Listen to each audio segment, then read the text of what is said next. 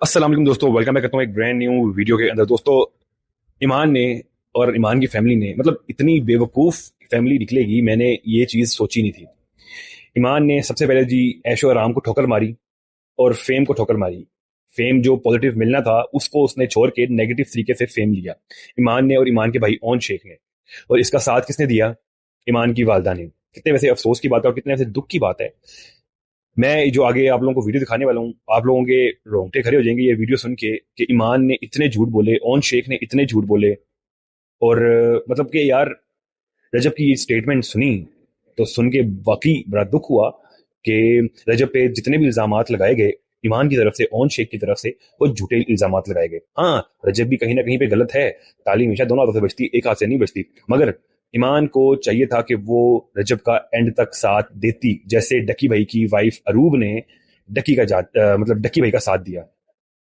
बड़े वैसे अफसोस और बड़े दुख के साथ भाई ये वीडियो जो मैं आप लोगों को दिखाने वाला हूँ, मे भी शायद आप लोगों ने वीडियो ना देखी हो।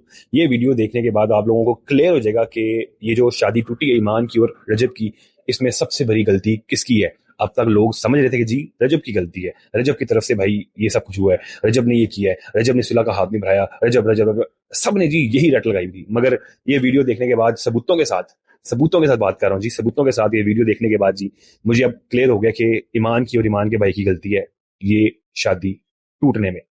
कई जगहों पे देखा गया कि आपकी जो मिसेज हैं ईमान, उनकी तरफ से आया कि ये दोस्तों की बड़ी हमायत करता है, मुझे टाइम नहीं देता। अभी टाइम मैं देखिए, मैं ईमान के बारे में एक भी बुरा लफ्ज नहीं बोलूंगा। जी जी ना वो बच्ची बुरा लफ्ज डिजर्व करती है। अल्लाह जी, पाक उसको खुश रखे, आमीन। ठीक है। और आने वाला फ्यूचर जो है उसका बेहतरीन करे, क्योंकि मेरा आमीन। बेटा उसके पास है, ठीक है। और हम जितने मर्जी चिकड़ पहलवान बन जाए, जो मर्जी कर ले, जितने मर्जी करोड़पति अरबपति हैं, जी आप जो है ना, माँ से बच्चा अलग नहीं कर सकते, जी ना कानूनन ना शरीयत में, ठीक है।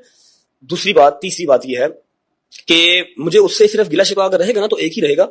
हाँ जी उसको टाइम देना चाहिए था। सारे गिले शिकवों से पहले ना, हर शादी टाइम मांगती है, ठीक है। और मुझे अपने आप से जो शिकायत रहेगी वो ये रहेगी कि मैं शायद इतने पंगों में ना पड़ा होता, मुझे पाकिस्तान से भागना ना पड़ता, तो आज शायद हालात कुछ और होते, आज की वान शायद मेरे पास होता।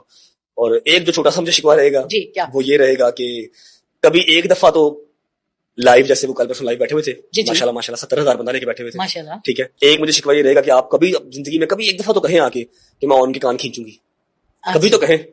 अब तो अंधे को भी नजर आ रहा है कि सारा जान के खराब करने वाला ही वो है, जी, ठीक है। कभी तो कहें कि मैं मांझी से कहूंगी ये फैन पेजी से बातें करना कम करें, हाँ जी। इनको रो रो के जो है ना वो अपने एक्स दामाद की बातें ना बताएं। एक्स वो खत्म हो गया, वापिस क्या रह गया? कुछ ना नहीं। करे काम। पैगाम ईमान की तरफ से आया था कि हम घर आना चाहते हैं। अब नहीं कोई फायदा। मैं आपको बात हूँ, 2 साल बेटा है आपका? मेरा है, 100 मिला वो मेरा ही है। और वो बैक टू रूट्स होगा इंशाल्लाह, 7 साल नहीं। पता क्या फायदा है? फायदा सिर्फ एक है। आप भी आज से ना 20 साल पहले, 30 जी साल पहले जब बच्चे अलग होते थे ना, तो माएं जो सिखाती थी या नानियां या दादियां जो सिखाती थी ना, बच्चे के दिन में वो बैठता था। जी अब जब बच्चे ने 7 साल बाद बड़ा होना ना, तो बच्चे ने सारा मीडिया देखना है।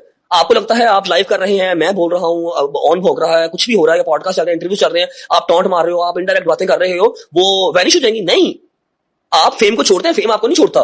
वो चीजें तो रहनी है। जब उसने बड़ा होना है, उसने देखनी है हर चीज कि यार मेरा दादा और दादी जब बैठे हुए थे अकेले, तो वहां पर क्यों नहीं था? मेरा बाप चलो मजबूरी के तहत बाहर था, मेरी माँ क्यों नहीं थी वहां पे?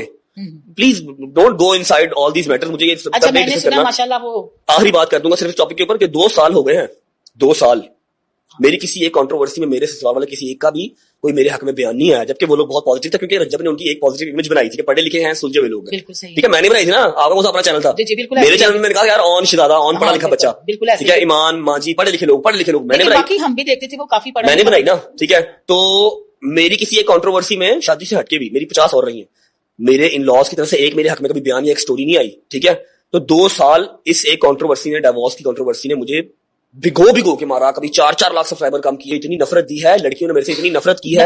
हाँ जी, क्यों की है? हाँ कि जी माँ का पास बहुत मार रहा है, और बेगम ने अपने आप को टाइम ही नहीं दिया। टाइम लगता है ना, टाइम एनीवेज मैं जो 2 साल जलील हुआ, गालियां खाई, 4-4 लाख जी सब्सक्राइबर कम किए, हाँ अपने आप को पता नहीं क्या ही साबित करवा लिया, वो इसलिए नहीं था किया कि हम घर आना चाहते हैं। घर आने वाला टाइम और था, सही है। साल पहले जब पहली लड़ाई हुई थी ना, जब पहली दफा आपका भाई बकवास किया था आपके भाई ने, या आपने को पोस्ट लगाई थी, तब भी आप कहते थे जब नहीं ये ऐसा ठीक नहीं है, हम 4 दीवारी के अंदर बैठ के ना अपने बाल पकड़ लेते हैं, लड़ते हैं।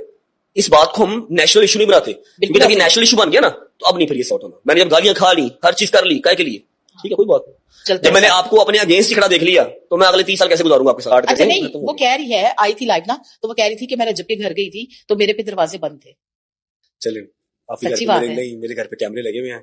जी जी मैं इस नई टॉपिक को डिस्कस करना चाहता, बट स्टिल मैं आपको इतना कह देता हूँ कि जब आप हाँ हाँ साल पूरा अपने घर नहीं आए होते ना, हाँ हाँ दादा दादी से उनका पोतरा भी दूर हो, सिर्फ आप वीकेंड पे गई हो, फिर आप आए एक साल के बाद, जी जी तो आप ये एक्सपेक्ट नहीं कर सकते कि आप साल के बाद आए और वो हाँ आपको फोन भी करते रहे कि आ जाओ, आपको जी मेरी कॉन्वोकेशन है, मैं यहाँ जा रही हूँ, जो सारे काम यहाँ भी हो सकते हैं नहीं बैठ ये के, तो अच्छी आप आए नहीं। मैं नहीं बुरा कह रहा, लेकिन बता रहा हूँ कि यहाँ पर हल्का सा गलत है, फीलिंग तो है, यहाँ फीलिंग गलत तो है हल्का ना। नहीं बहुत। अब जिनका जो बूढ़े बाबा, एक 75 साल का, एक 65 साल की माई, उनका बेटा बाहर बैठा हुआ है, हाँ आपकी माँ के पास उसका बेटा है, आपका काम था यहाँ पर रहना। बिल्कुल रहना और चाहिए। ऐसा भी नहीं है कि मैंने कोशिश नहीं की आपका यूके का वीजा ना लगे, जी जी आपका बिल्कुल यूके सही। का वीजा अप्लाई किया, 4 लाख रुपए फीस दी, रिजेक्ट हो गया, अच्छा ठीक रिजेक्ट है। हो गया। हाँ, तो अब मैं सिर्फ ये अपने दिल की बात कर रहा हूँ, मैं उसको बुरा नहीं कह रहा, और ना हमारा कहना बनता रजब है, क्योंकि हमारी हम, जो जनरेशन है ना 29 से 40 साल के दरमियान, उनका एक गिला है आपसे।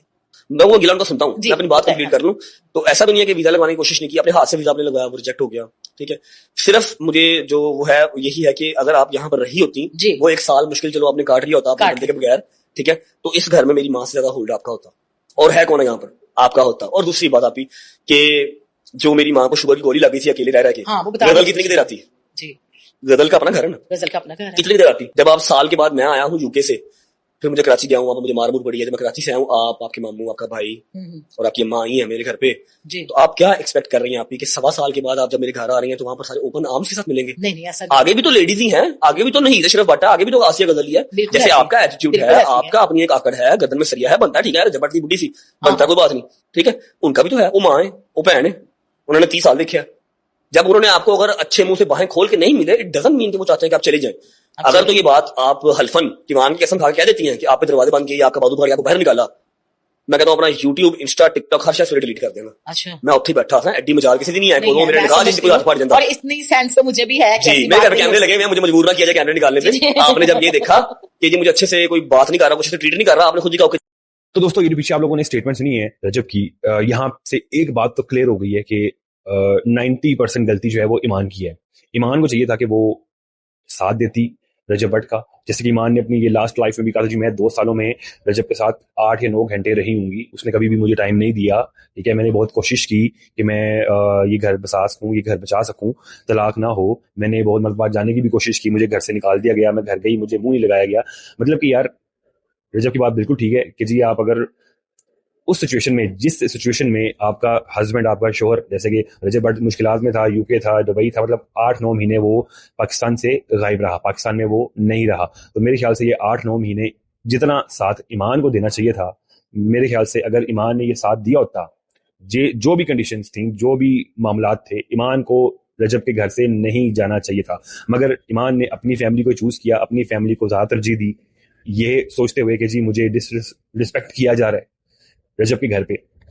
तो मेरे ख्याल से यार ये मामला कोई इतना भरा नहीं था। और रजब की एक बात और मैं आप लोगों के साथ शेयर करना चाहूंगा, जैसे कि उसने अपने व्लॉग ये पीछे जो पॉडकास्ट में कहा कि अगर मैं पाकिस्तान होता, ये सिचुएशन ना होती, तो पहली लड़ाई जब हुई थी हमारी तो ये इतनी आगे बढ़नी नहीं थी। चलें, इंसान का पता चल जाता है, इंसान का मुसीबत में पता चलता है। तो ईमान और ईमान के भाई का मुसीबत में पता चला जी, ईमान और ईमान के भाई ने रजब का साथ नहीं दिया। और जैसे कि रजब ने ये भी बात की है कि जी मेरे हक में कोई पोस्ट नहीं लगाई गई आज तक, तो ये भी बहुत गलत बात है। ईमान की फैमिली ने बहुत गलत किया। अब पोस्टें लगाई जा रही हैं कि जी अल्लाह पूछेगा तो फलां टमकान, कभी ईमान की मदर की पोस्ट लगी होती है कभी। तो दोस्तों मैं वीडियो को ज़्यादा लंबा नहीं करूंगा, वीडियो को मैं यहीं पे एंड करता हूं। आप लोगों ने मुझे कमेंट सेक्शन में अपनी अपनी राय लाजमी देनी है। ये जो रजब ने पीछे बातें की हैं, क्या ऑथेंटिक बात है, मतलब रजब राइट पे है, और जो गलतियां हुई हैं वो वाकई ईमान और ईमान के भाई ओन शेख की तरफ से हैं। ओन शेख की तरफ से तो गलतियां साफ साफ नजर आती है कि भाई तुम टोंट मारते जा रहे हो, टोंट मारते जा रहे हो, तुम अपनी बकवास ही बंद कर लो भाई,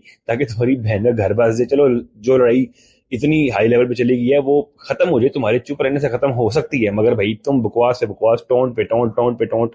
और भाई मैं सीधी साफ सी बात कहूंगा, यहाँ पे ओन शेख ने कोई मतलब ओन शेख ने फुप्पियों वाला किरदार निभाया, फुप्पियों वाला, मासियों वाला किरदार निभाया है ये रिश्ता तोड़ने में।